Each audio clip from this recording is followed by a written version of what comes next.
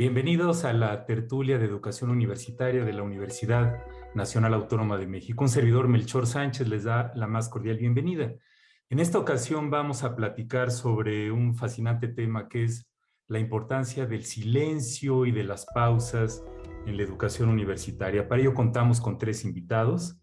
En primer lugar está el maestro José Rogelio Lozano Sánchez. Él es médico cirujano de la Facultad de Medicina de la UNAM, maestro en psicopedagogía clínica por la Universidad de León, España, y profesor de embriología, enseñanza y aprendizaje de la medicina, y una asignatura que se llama Felicidad, Reflexiones Filosóficas y Psicológicas, todos estos en la Facultad de Medicina de la UNAM. Bienvenido, Rogelio. Gracias, Melchor, muy amable por tu presentación. Y también nos acompaña desde Buenos Aires, Argentina, la maestra Rebeca Anijovic.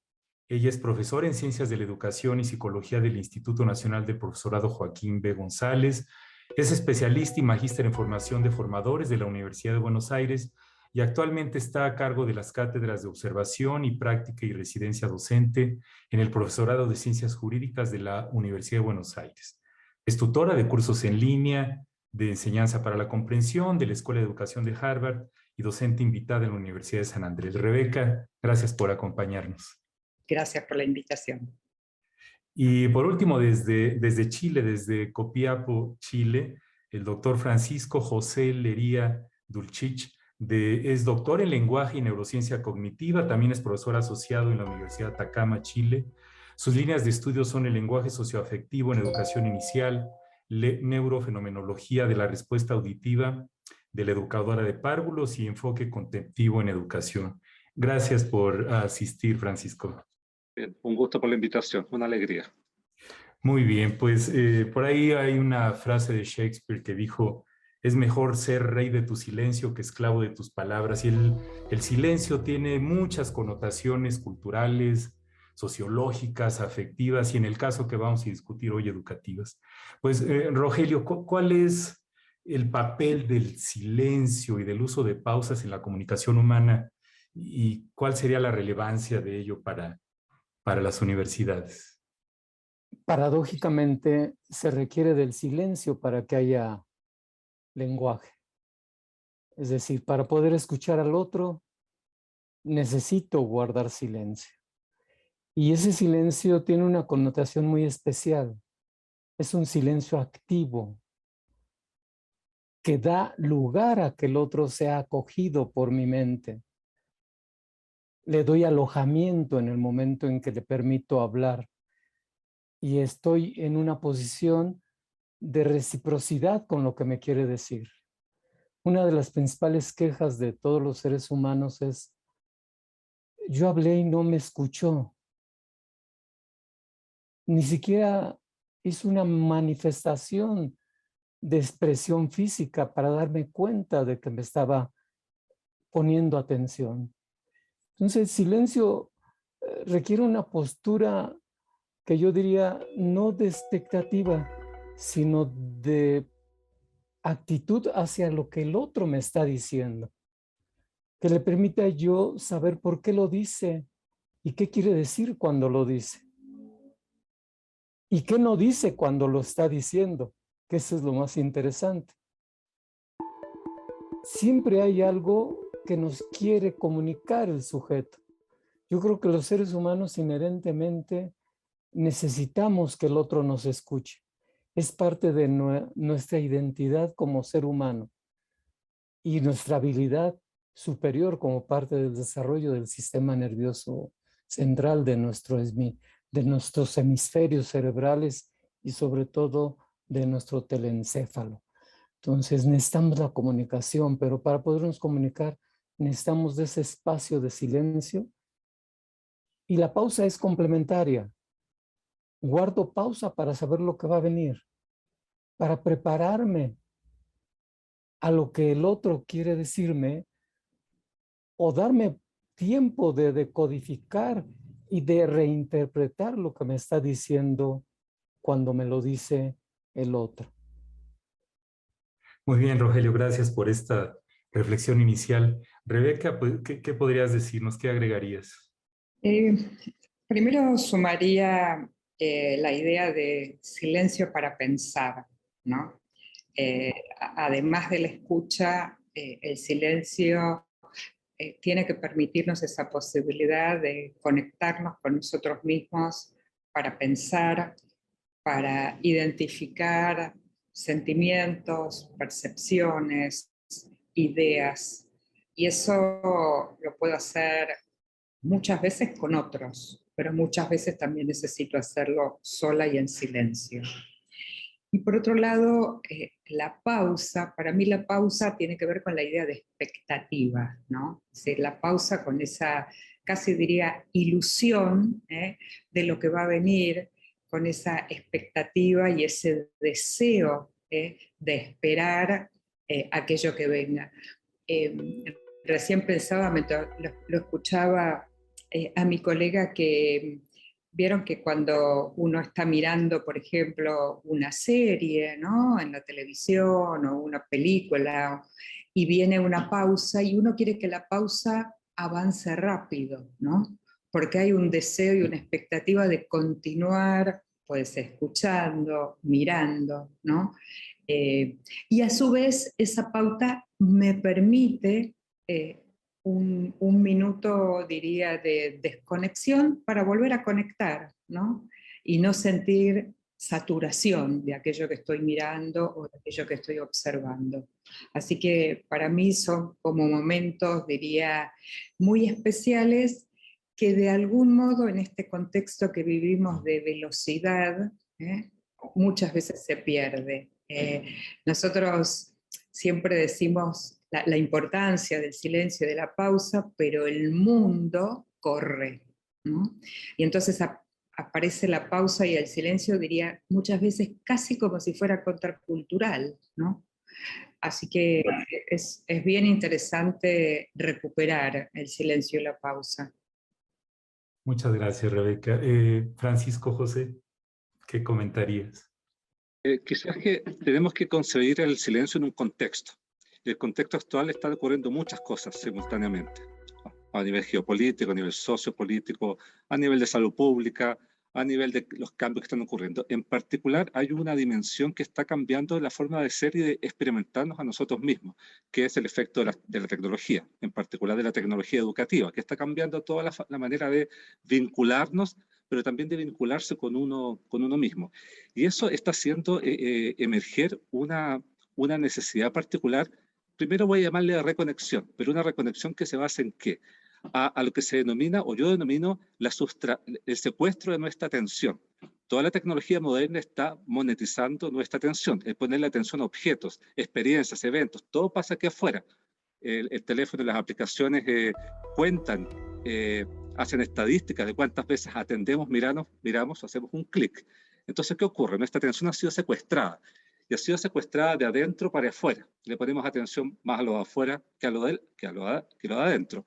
Entonces viene aquí empieza a emerger una necesidad de al menos equilibrar o si no devolver, una necesidad antigua, podríamos decir, una necesidad ancestral, pero devolver a que la atención esté, bueno, equilibrada hacia adentro. Entonces el proceso de silencio es un proceso de recuperar ese espacio que está mediatizado desde dentro hacia afuera. Entonces para mí el silencio en este contexto es una experiencia de integración. Como decía don José, una integración activa, un silencio activo. Muchas cosas pasan cuando estoy en silencio, pero vamos a decir que el núcleo del sí mismo, el núcleo del yo, empieza a recuperar este concepto de gestionar lo que yo experimento a lo cual yo le pongo atención.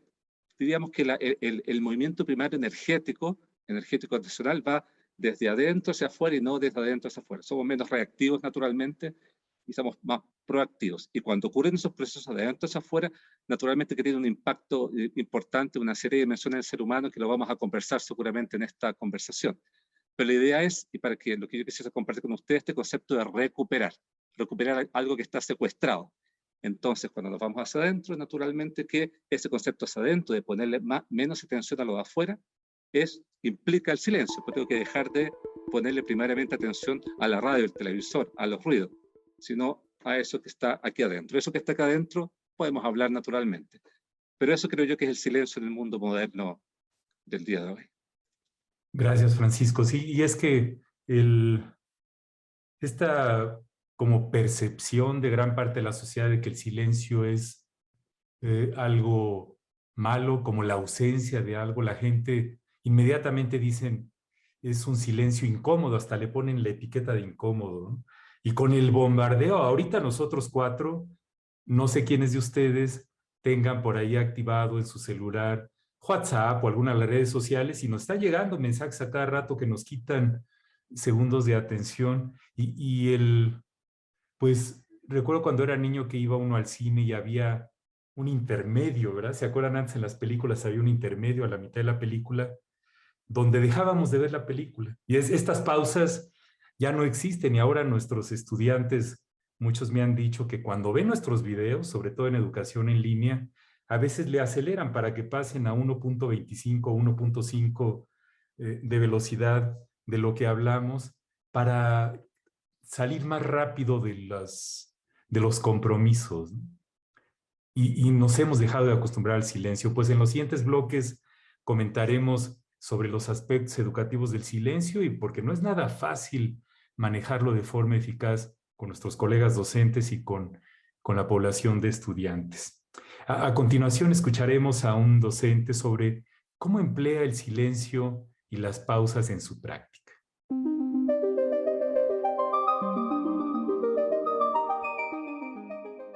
Chicos, ¿tienen alguna duda? Creo que cuando empiezas con la pregunta, se dan esas pausas y entonces ellos se permiten ese momento de reflexión. Es decir, cualquier tema que yo esté abordando, acabo de exponerle lo que dicen algunos teóricos, lo que yo pienso, y es más, creo que a veces hasta es con el ejemplo, porque en algún momento cuando se está impartiendo la clase, cuando estoy yo frente al grupo y estoy platicando con ellos, de repente observan que me quedo en pausa.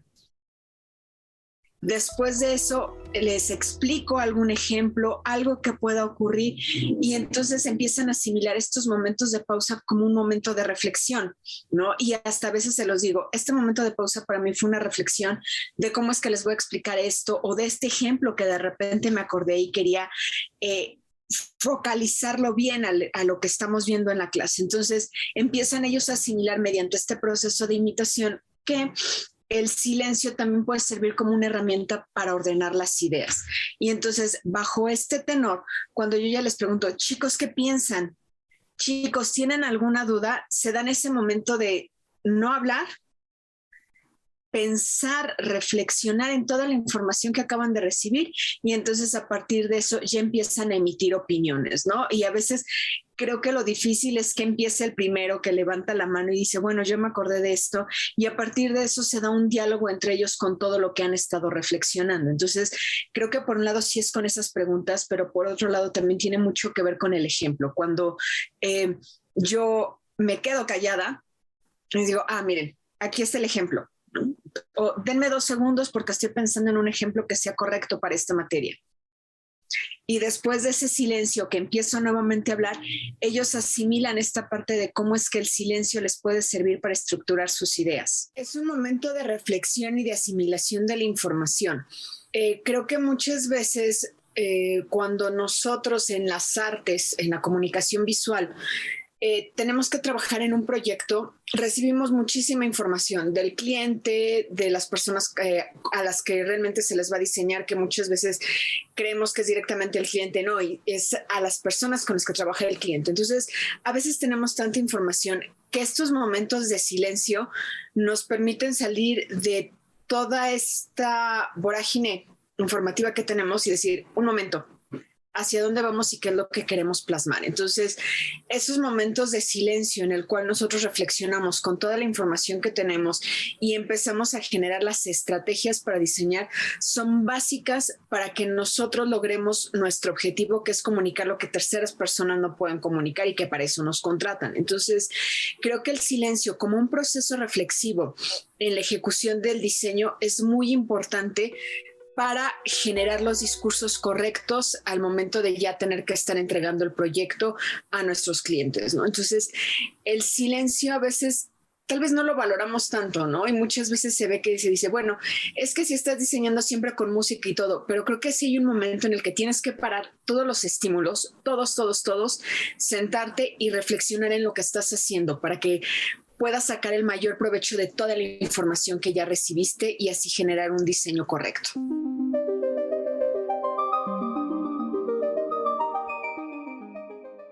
Estamos en la tertulia de educación universitaria de la UNAM platicando sobre el silencio y las pausas en educación universitaria. Por ahí hay una frase de Charles de Gaulle que dice que el silencio es la última arma del poder.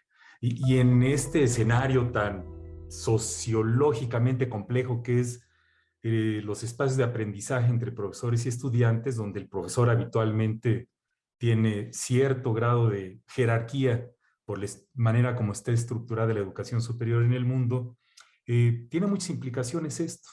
Pues yo les preguntaría, Rebeca, ¿cómo ves? ¿Cómo usamos los profesores, lo que tú has visto, escuchado en las universidades, el silencio como estrategia, las pausas, y qué implicaciones tiene para el aprendizaje?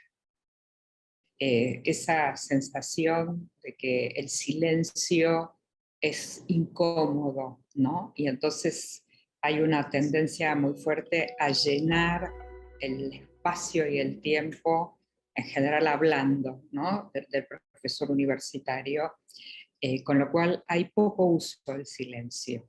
Incomoda, siempre, como decía esta profesora, hay algún alumno que, bueno, yo digo que se compadece de nosotros, ¿no? Y dice, bueno, voy a decir algo, ¿no? Voy a responder a una pregunta que hizo la profesora, porque hay muy poco hábito al silencio. Y yo creo que es una estrategia bien interesante de recuperar.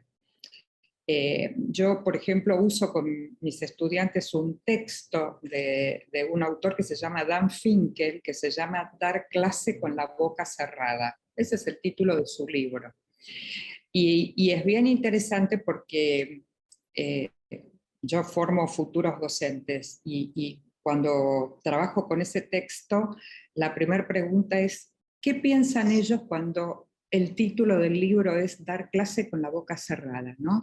¿Qué tipo de clases imaginan cuando el título de la clase es Dar clase con la boca cerrada? Y se genera un debate bien interesante, ¿no? Acerca de si la boca cerrada tiene que ver con el lugar del profesor, ¿no? Como autoridad, si la boca cerrada tiene que ver con invitar a más participación de los estudiantes, si la boca cerrada significa que no hay una única manera de dar clase que es a través de la narrativa, sino que hay otros modos y otros recursos para usar, ¿no?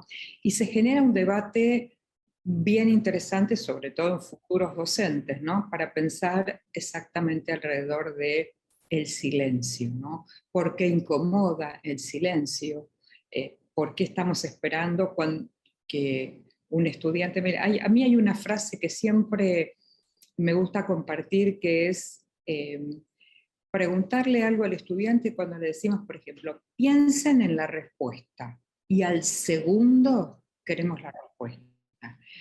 Es bastante contradictorio porque pensar requiere tiempo. Entonces, ¿cómo uno le dice, bueno, piensen en la respuesta a esta pregunta y ya hay 10 manos levantando y uno dice, ¿en qué momento pensaron o en qué momento yo les ofrecí tiempo para pensar? Y ahí me parece que tenemos bastante para aprender y para desarrollar estrategias de cómo incorporar el silencio vinculado al pensamiento y vinculado a distintos modos de posicionarnos como docentes frente a una clase, ¿no? En el sistema universitario. Muchas gracias, Rebeca. Voy a conseguir ese libro, ¿eh? El título está hermoso.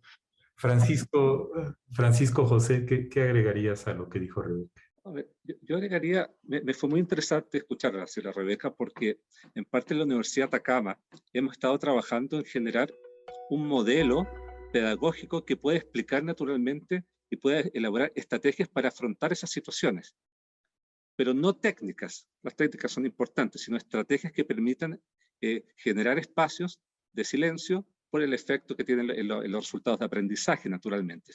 Y ahí hemos echado mano a lo que se denomina los enfoques postseculares en educación, que están tratando de recuperar en la experiencia educativa común la generación de estos espacios de conexión.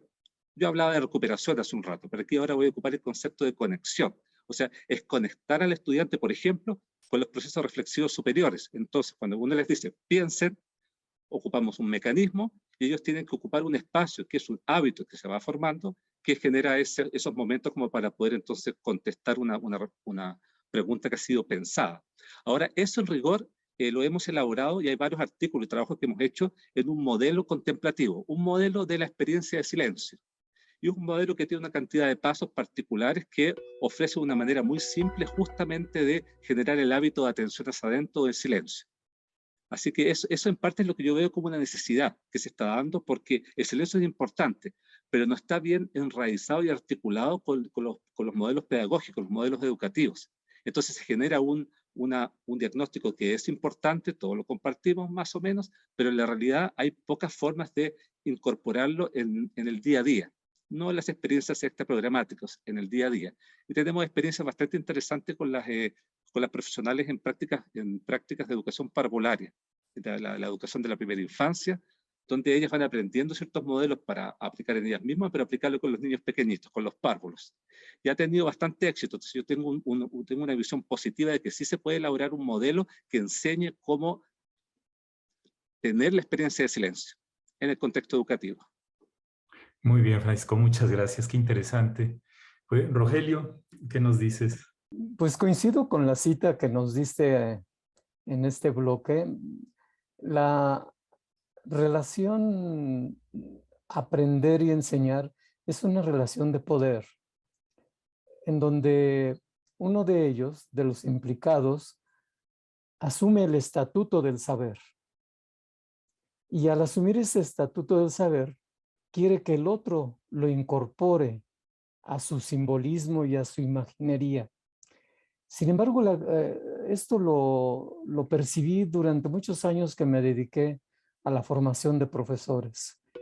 Y es muy interesante ver que la principal queja o la principal, diría yo, situación que viven los profesores es: no me alcanza el tiempo para dar todo lo que necesito dar. Y los otros no me escuchan, refiriéndose a los estudiantes. No saben escuchar. Y cuando les da uno el habla, no saben hablar. Pero aquí yo me preguntaría, ¿a quién de nosotros nos enseñaron a escuchar? No nos formaron en eso. ¿A quién de nosotros nos enseñaron tanto en... el ejemplo ahorita muy fuerte es la educación en línea.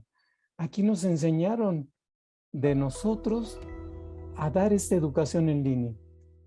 En esta situación de pandemia tuvimos que aprender a la velocidad de ya.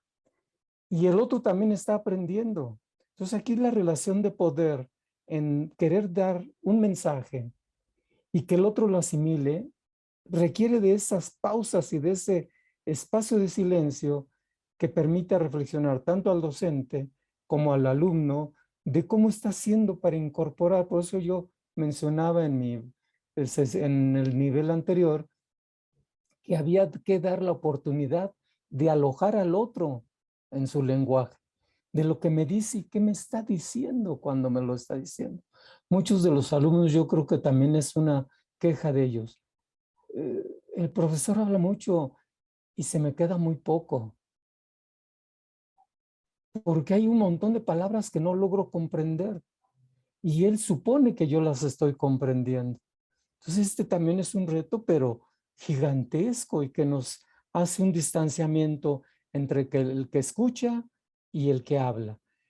Y si no damos esa pausa, como Rebeca lo decía hace unos segundos, si no damos la pausa para que el otro reflexione y tenga una posibilidad de reinterpretar lo que el profesor le está diciendo, estamos en una situación bastante compleja. Así es. Recuerdo una vez una amiga socióloga me vio dando clase en una actividad de formación docente y me dijo: hablas demasiado. Entonces, pero uno no se da cuenta, si no te dan realimentación, si no haces algún ejercicio de que te filmen o te graben cuando das clase, o si en si en el currículo mismo de todas las profesiones no está incluido incluidas las habilidades de comunicación que habitualmente las centramos en la comunicación oral, y cuando decimos eso es en hablar, pero ahí también el silencio, las pausas forman parte del reto. Uno de mis profesores, cuando quería que nos calláramos todos en clase, hacía un silencio muy prolongado que de repente empezaba a pesar, y era en lugar de dar un manotazo en el escritorio, hacía que todos nos calláramos, generando un silencio fuerte como muestra de su poder.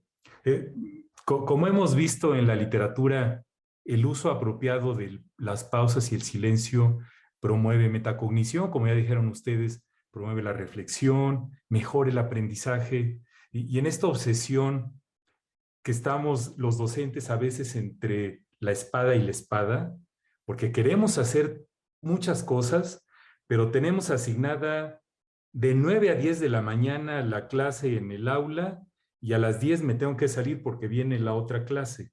Entonces, en este enorme presión que tenemos por cubrir el currículo, el plan de estudios, no nos alcanza el tiempo.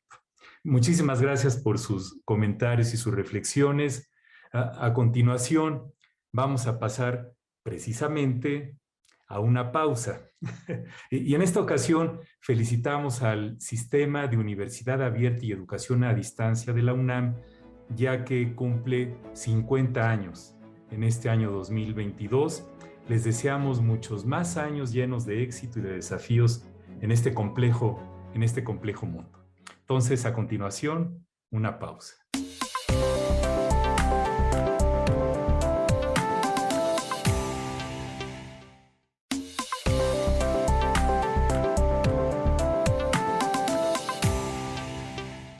Estamos en la tertulia de educación universitaria de la UNAM, platicando sobre el silencio y las pausas en educación.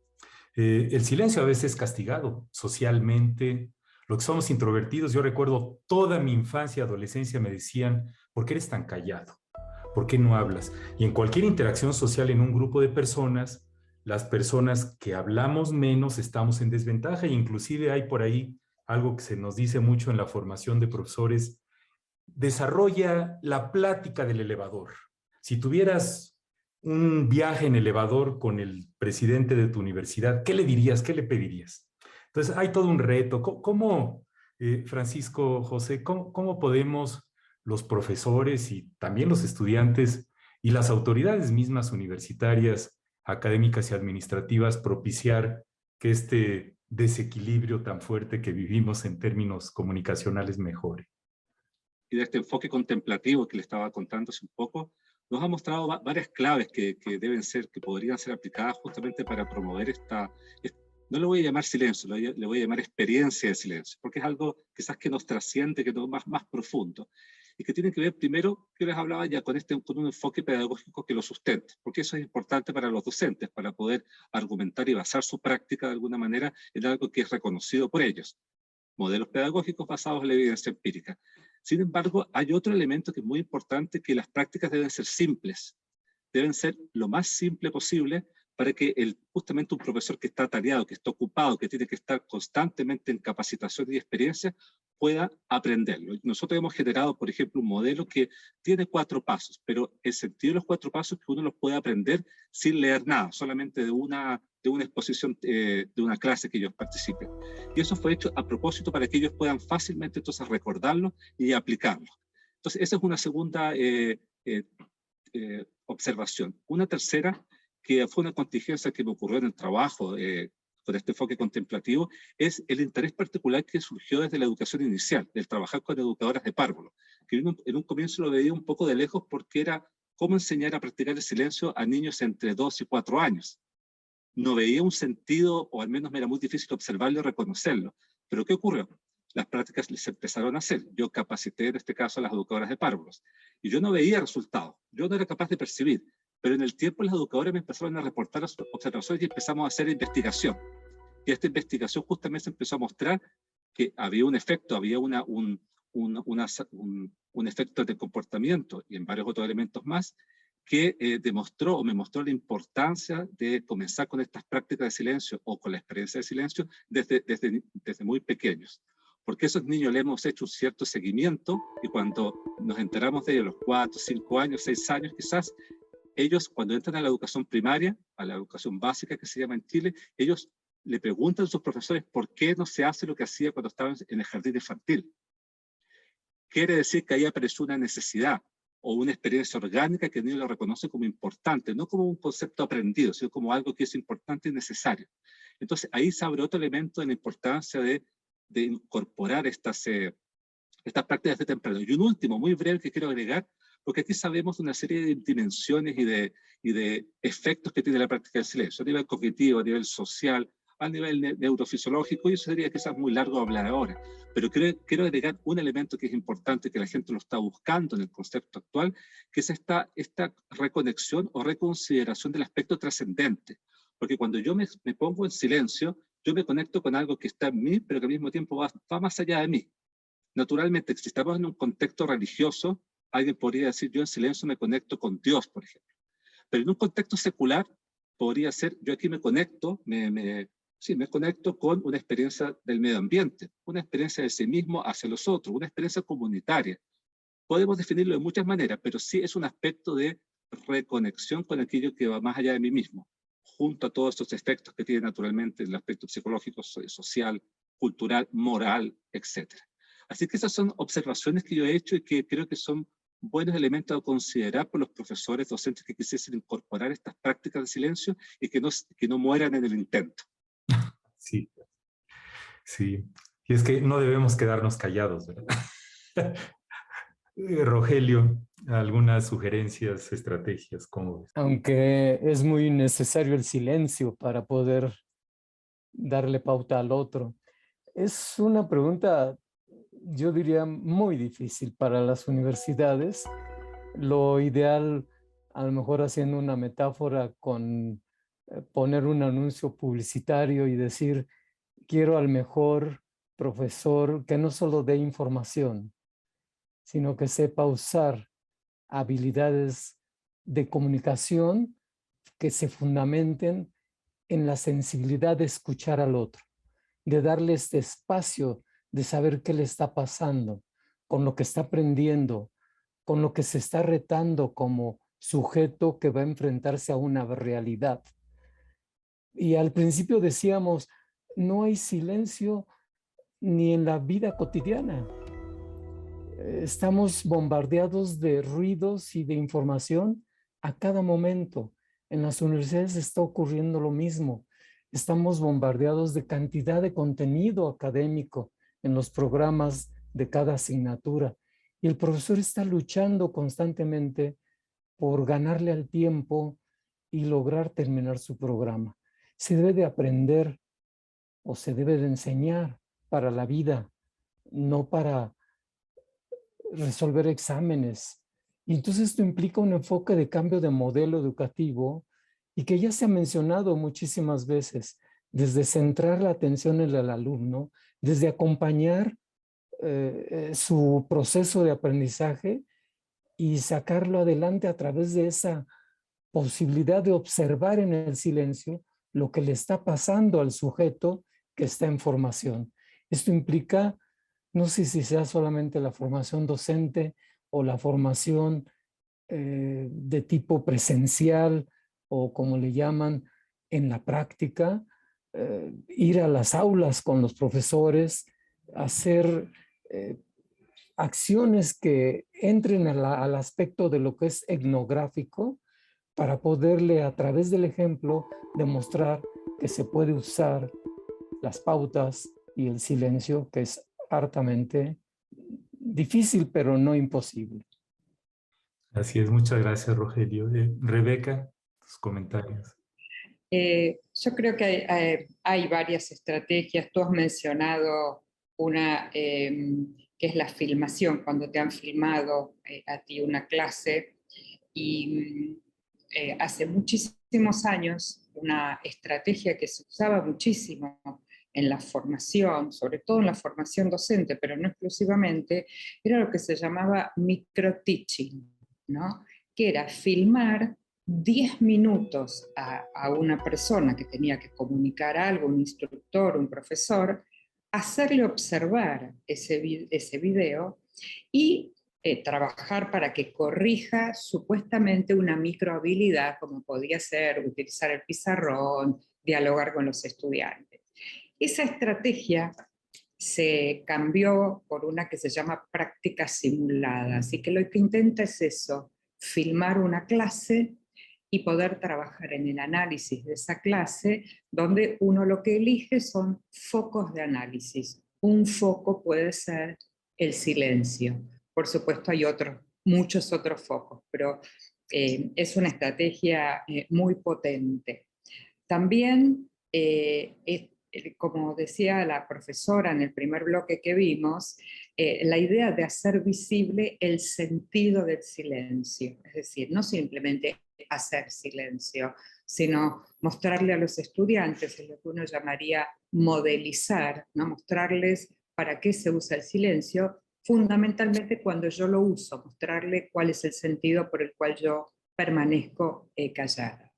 Y una tercera estrategia para mí tiene que ver con revisar todas las creencias e ideas previas que hay alrededor del silencio. El que está en silencio es porque no sabe, o sea, si el profesor se queda en silencio es porque no sabe, si se queda en silencio es porque se perdió, si se queda en silencio es porque es tímido. Uno diría, la mala prensa que tiene de alguna manera en las creencias de las personas el silencio, y que me parece valioso esa conversación, ese diálogo con los docentes para entender todas las connotaciones del silencio.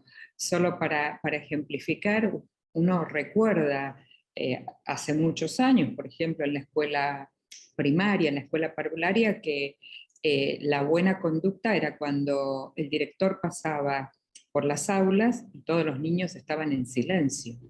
Cuando el director pasaba y los niños estaban hablando, supuestamente haciendo ruido, en general ese maestro después era evaluado mal, porque su clase no estaba en silencio y en orden. Y esas son vivencias que muchos de nosotros hemos tenido en nuestra infancia, en nuestra adolescencia. Entonces me parece que también recuperar el sentido que para nosotros en nuestra biografía escolar tiene el silencio, para sacar toda esa connotación negativa asociada al silencio. Entonces creo que ahí hay 3 estrategias potentes con las cuales podríamos formar docentes, comunicadores, formadores, etc. Muchas gracias, Rebeca. Sí, nos enfrentamos a todo este reto y más que la juventud es una cacofonía de sonidos, ¿verdad? Recordemos nuestras juventudes, el ir a conciertos, el estar ensordecidos de tanto ruido y que el silencio se veía como algo que era como para personas de más edad, ¿no? En fin, obviamente hay de todo en la viña del Señor.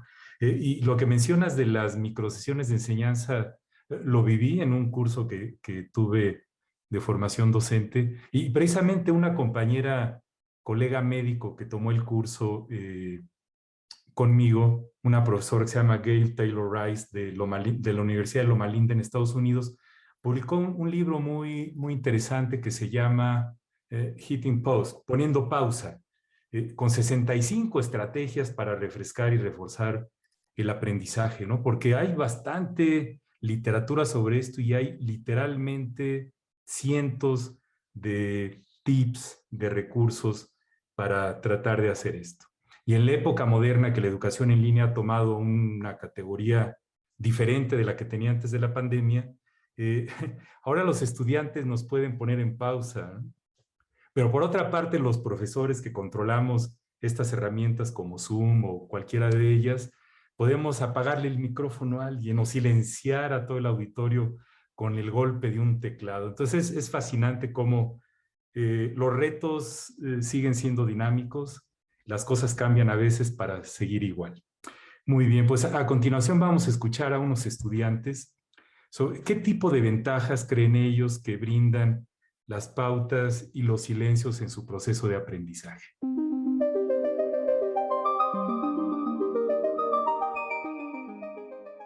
Creo que tiene una función el descanso, las pausas, un poco diferente. Para como lo he visto, creo que a la hora de estar aprendiendo teoría, es muchísimo más fundamental esa parte de descansar y alejarte un poco de lo que estás aprendiendo, en el sentido de que así puedes como interiorizar el conocimiento y realmente aplicarlo a lo que necesitas. En este caso, el diseño no lo considero una disciplina cuadrada, o sea, el diseño se tiene que adaptar a las necesidades de un cliente, a un mensaje que quieres transmitir visualmente. Entonces, a la hora de a lo mejor aprender directamente un libro o de lo que te dice tu profesor, muchas veces puede que ese conocimiento no se adapte de la mejor manera. Tú tienes que adaptarlo, tienes que saber identificar y seleccionar lo que sí te sirve y lo que no. Y en ese sentido, creo que puedes lograrlo cuando te apartas, cuando de pronto mueves el foco de lo que estás haciendo y entonces en tu cabeza de forma un tanto inconsciente empiezas a hacer ciertas conexiones, a generar ideas y encuentras la solución que necesitas.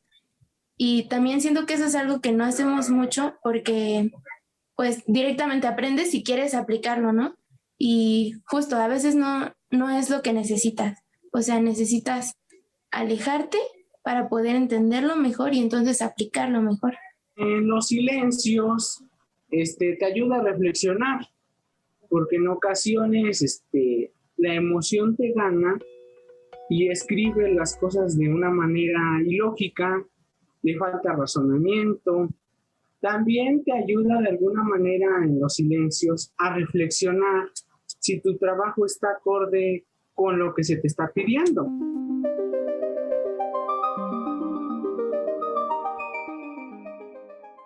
Estamos en la tertulia de educación universitaria de la UNAM platicando sobre el silencio y la educación universitaria. El silencio tiene su utilidad, decía Sherlock Holmes.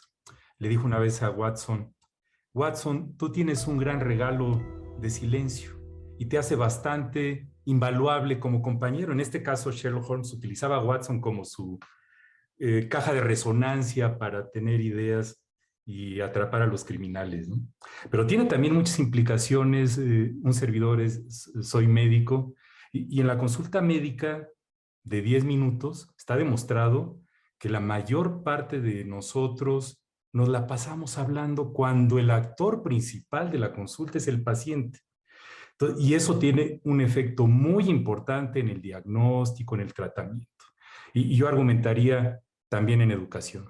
Pues quisiera en este último bloque si nos comentan algunas reflexiones finales, consejos, sugerencias, Rogelio. Sí, es muy interesante esto porque, bueno, yo también soy médico y a pesar de esto que comentas, que somos los protagónicos de esa relación, Freud ya desde hace muchos años daba recomendaciones a los médicos. Y una de las recomendaciones que se pegan también a la educación es hay que tener una atención altamente flotante. Y esa atención altamente flotante requiere de actividad en el silencio para poder darle pauta a que el otro hable, a que exprese lo que siente, a que nos diga a qué llegó. En el caso de la relación educativa, pues su deseo es llegar porque algo le falta. Y esto con un enfoque psicoanalítico. La relación pedagógica se centra en eso, desde un enfoque psicoanalítico. El sujeto va porque tiene una falta, porque algo le falta, algo no lo posee y quiere que en ese proceso educativo se culturice, se incorpore en su yo, en su identidad, todo el conjunto de saberes ya hechos por la sociedad a la que llegó, porque realmente así llegamos a sociedades ya construidas no llegamos a construir sociedades, las llegamos a transformar. Entonces, en esta, yo diría que aquí pega, pues no recomendación, vale la pena decir, debemos de ocupar el silencio para hacer reflexionar al otro sobre los retos que tiene para seguir incorporando toda la cultura que posee la sociedad en la que vivimos. Pero esto debe de tener oportunidad de darle ese chance, de que hable. Yo en la facultad, y ahora vale usar el yo, promoví mucho el espacio de escucha en la Secretaría de Educación Médica.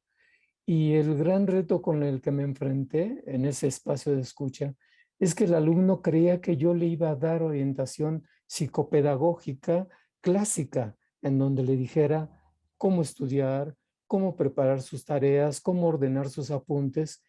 Y lo que yo iniciaba en mi sesión, y lo sigo haciendo hasta la fecha, porque conservo este espacio en el Departamento de Embriología y Genética en el que estoy, lo que digo es, bueno, ¿y de qué me quieres hablar? Y se quedan, porque adopto la actitud altamente flotante, no de momia o de estatua de marfil. No, no, no. Sí tengo expresiones, tengo movimientos corporales, pero la pregunta clave es esa. ¿Qué me vienes a decir? ¿De qué quieres que platiquemos? Empieza.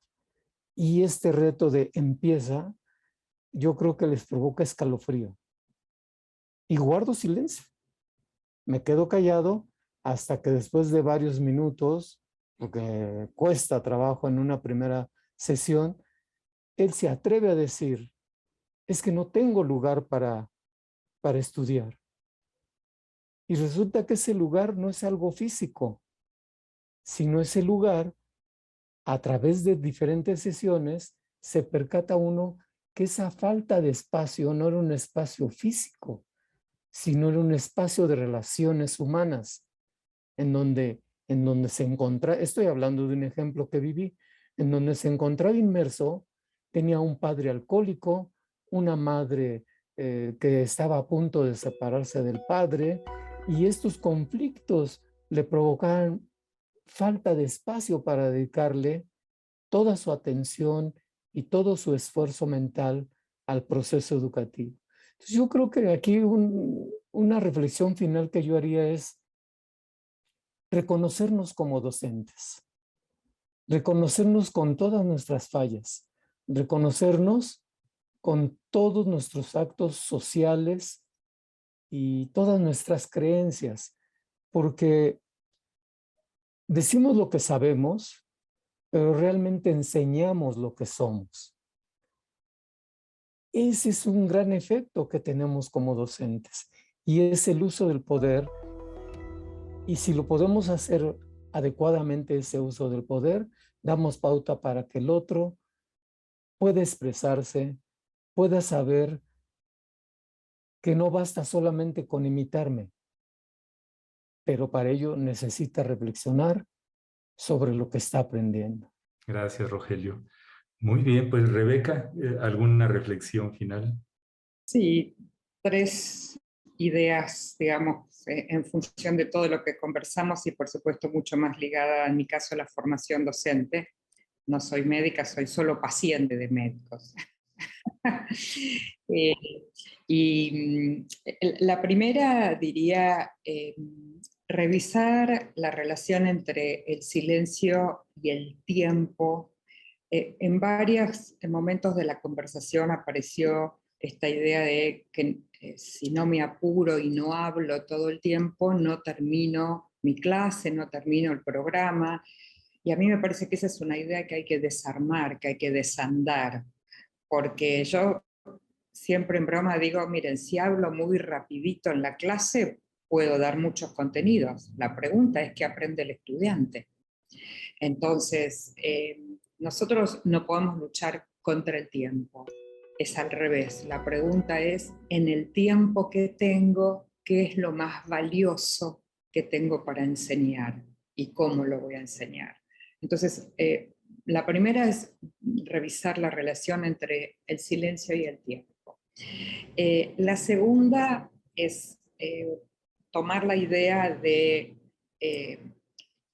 el silencio vinculada a la escucha activa, ¿no? Un poco lo que recién planteaba el profesor, ¿no? Esta idea de el silencio no simplemente vinculado a pensar o a que necesitamos internalizar contenidos, mostrar el silencio vinculado a la necesidad mía de escuchar atentamente a los estudiantes. No siempre puedo hacerlo de manera individual. Nosotros tenemos en la universidad cursos muy numerosos, entonces es muy importante cómo vamos a desarrollar esa escucha activa teniendo un número de estudiantes realmente alto.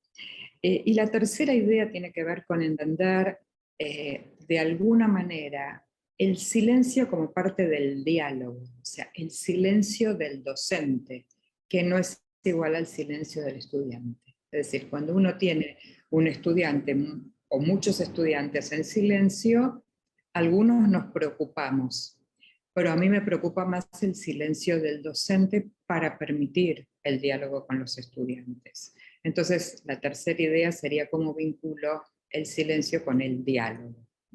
Y ahí revisar mi lugar como docente y el lugar de los estudiantes. Muchas gracias, Rebeca. Francisco, José. Quiero reconocer la importancia de estos espacios de divulgación, de la importancia del silencio. Creo que eso es algo que hay que seguir desarrollando para ampliar la noción respecto de lo que es el silencio, no como una ausencia de ruido, sino como una experiencia particular que aquí cada uno ha dado su perspectiva, pero que va mucho más allá entonces de esta concepción de no ruido. Y se lo voy a dar un ejemplo, un poco recordando este concepto de la primera parte del programa, de la emergencia de una necesidad que yo lo considero que es orgánica y de pronto psicoevolutiva, una necesidad del individuo y por lo tanto del estudiante. En las prácticas contemplativas que hemos realizado durante varios años con los niños pequeños en párvulos, ocurría algo muy particular, que lo quiero contar brevemente. La educadora de párvulos aprendió una metodología, la aplica, después de un mes se instaura el hábito y los niños lo practican gusto. Y al final de la experiencia, cuando los niños han salido de este estado relativo de silencio, porque a veces dura muy poquito, a veces dura hasta 3 minutos ha durado, pero en general es poquito tiempo, la educadora algunas veces les dice, ahora cada uno va a hacer lo que quiera o sienta que quiere hacer. La instrucción era algo así. Y ocurría algo muy particular, que los que estábamos ahí parados mirando, observando las prácticas, el niño se paraba y venía a dar un abrazo. Y eso que puede parecer, ya qué bonito, pero ahí hay una observación, porque no recibieron la instrucción de dar un abrazo, sino de hacer lo que quieran hacer. Y también ocurría en la educación básica, hasta el segundo, tercero básico, como ocurrió que los niños se paraban y venían a darle un abrazo a uno o al profesor, porque uno era un desconocido en el contexto, naturalmente, mucho más al profesor. Entonces es una observación de decir, bueno, aquí con la experiencia de silencio emergen una serie de comportamientos humanos. Aquí quiero ser un poco más quizás riguroso en el lenguaje o más científico, pero la idea es poder observar que aquí ocurren varias cosas que no están en el dominio solamente de lo conductual, ni siquiera de lo cognitivo, sino obviamente lo socioafectivo y de este elemento espiritual o trascendente. Así que eso es una observación que yo creo que hay que considerar. Y ahora, para finalizar, quizás invitar a la comunidad educativa de la Universidad de México y a todos los interesados en hacer redes de conexión para hacer investigación que podamos entonces demostrar los efectos, pero al mismo tiempo ampliar esta noción de qué es lo que es el silencio. Fundamento empírico, divulgación y experiencias compartidas. Yo creo que se pueden dar varios pasos adelante porque mi diagnóstico es de que hay una necesidad que se va a ir configurando y que va a emerger con fuerza cuando pase todo esto de la pandemia y cuando volvamos a resituar en un nuevo contexto. Va a haber mucha crisis, mucha complejidad, sobre todo en los jóvenes. ¿Qué vamos a hacer con ellos? ¿Ofrecerles aparatos aquí en la cabeza para que se pongan y vean realidades virtuales? ¿O vamos a ofrecerles un equilibrio con lo que viene, pero con aquello hacia adentro? Así que invito a la comunidad de la universidad para que hagamos trabajos en conjunto. Muchísimas gracias, Francisco. Bueno, pues ha sido fascinante escucharlos. Les agradezco muchísimo. El tema da para mucho. Rogelio, muchas gracias por acompañarnos. No, gracias a ti por invitarnos. Rebeca, saludos hasta allá, hasta Argentina, gracias. No, gracias, un placer haber compartido esta conversación que no es tan frecuente el tema, así que buenísimo. Y Francisco José, pues muchísimas gracias y transmitiré tu inquietud a los colegas que exploren esta temática en nuestra institución. Muchas gracias y feliz por haber participado en esta conversación. Muy bien, pues con esto terminamos el programa. Quisiera cerrar con una frase de Jorge Luis Borges que dice: no hables a menos que puedas mejorar tu silencio.